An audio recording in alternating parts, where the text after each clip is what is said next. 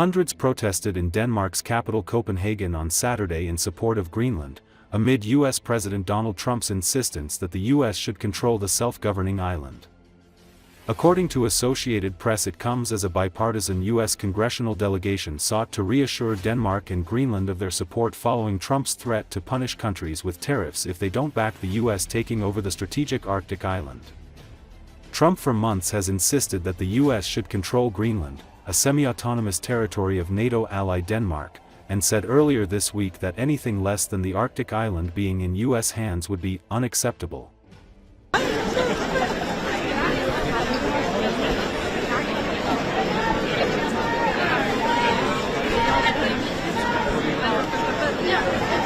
For at sige det tydeligt en gang for alle. Grønland er ikke til salg.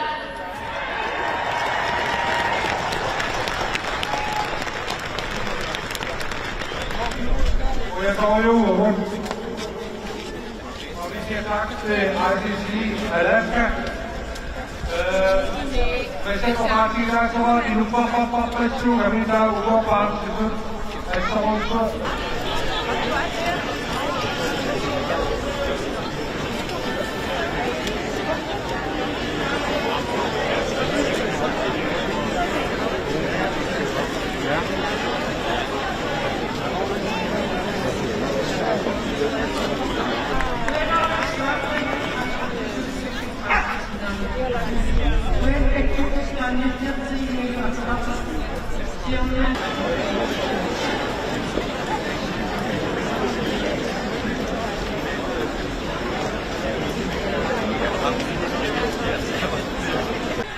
Vi har lige en hurtig info.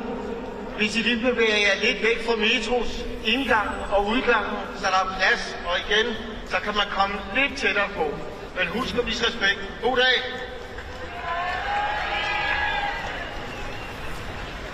We are not for sale, we are open for business. Davaro, Romugadaso, Garados, Man, Danmark, Gimnajueli, Anja Geisler, og Rasgadausen.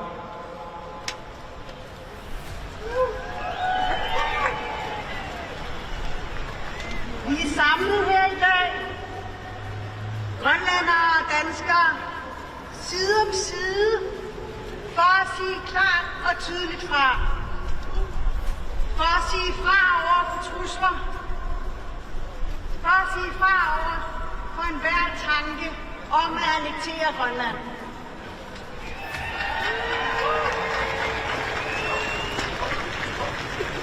Grønland er ikke til salg.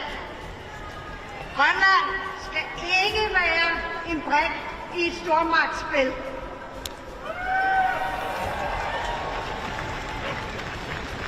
Grønland tilhører det grønlandske folk.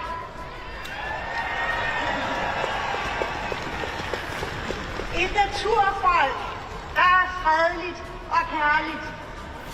Et stolt folk med dybe rødder, stærk kultur og en urokkelig kærlighed til deres land.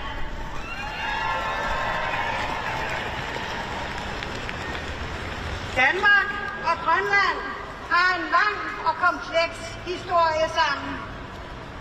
Og i dag står vi her som søstre og brødre. Ikke fordi historien er perfekt, men fordi solidaritet betyder noget, når det gælder.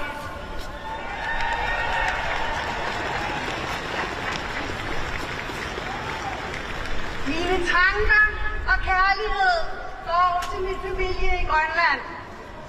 Til venner, til børn, til ældre, til hele det grønlandske folk. Vi ser jer, vi hører jer, og vi står bag jer i denne svære tid.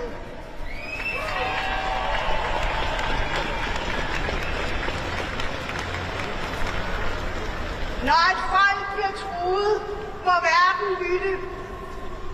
Og vi har kaldt på vores venner i Frankrig, Tyskland, Storbritannien, Sverige, Norge, Finland, Holland og resten af Europa.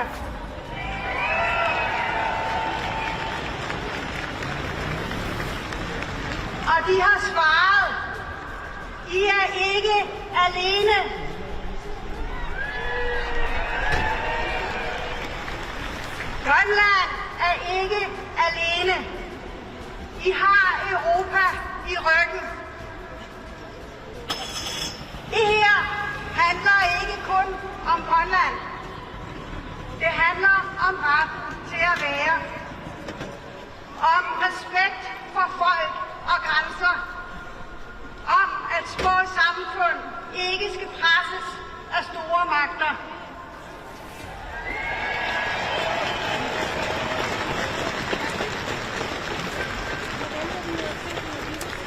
I dag sender vi et budskab, der ikke kan misforstås. Et budskab, der rækker langt ud over denne plads. Grønland er grønlændernes. Kalalit Numat. Kalalit Fingat. I dag er vi alle grønlændere.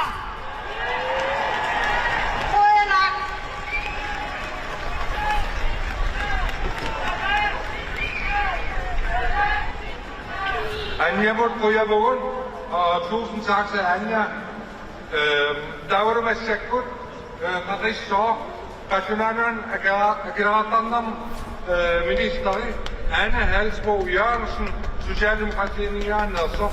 Og jeg vil gerne byde velkommen til Anne Halsbo Jørgensen, som er skatteminister og socialdemokrat. Velkommen. Hvor er det et imponerende syn, det her. Det er en kold dag, men jeg mærker varmen helt tydeligt fra hele Rådhuspladsen.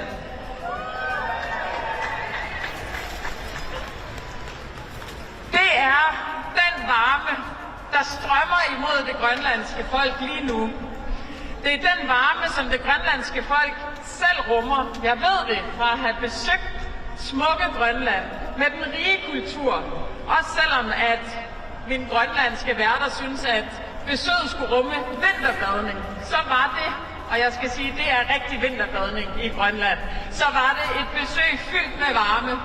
Og derfor er det så fortjent, at den varme nu også vises til Grønland. Vi er her for at vise sammenhold, stå skulder ved skulder, vise, at Grønland ikke er alene, fordi vi står sammen. I Danmark, i Europa, i Norden, rigtig mange steder står man sammen med Grønland lige nu imod et helt uacceptabelt pres. Og i dag står vi her for at sige det tydeligt, en gang for alle. Grønland er ikke til salg.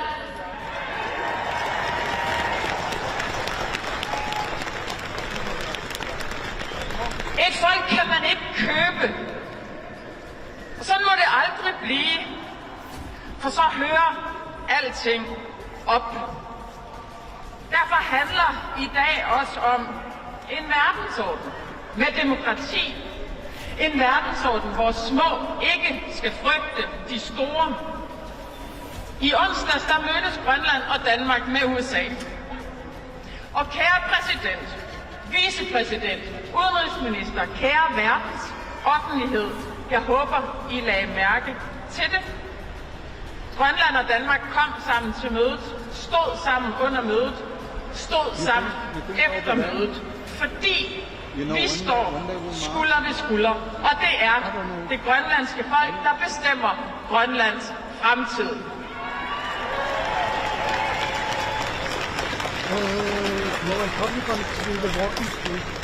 I dag handler om sammenhold, og derfor tak for at være her, for at vise varmen på en kold dag, i en kold tid, og for alle sammen, hver en, at vise, at Grønland kommer aldrig, og jeg gentager aldrig, til at stå alene. Tak for ordet. They're going to the embassy, so... Normally, it will take the walking street up to the Queen, Okay. to Anne Halsbo Jørgensen, the walking street, and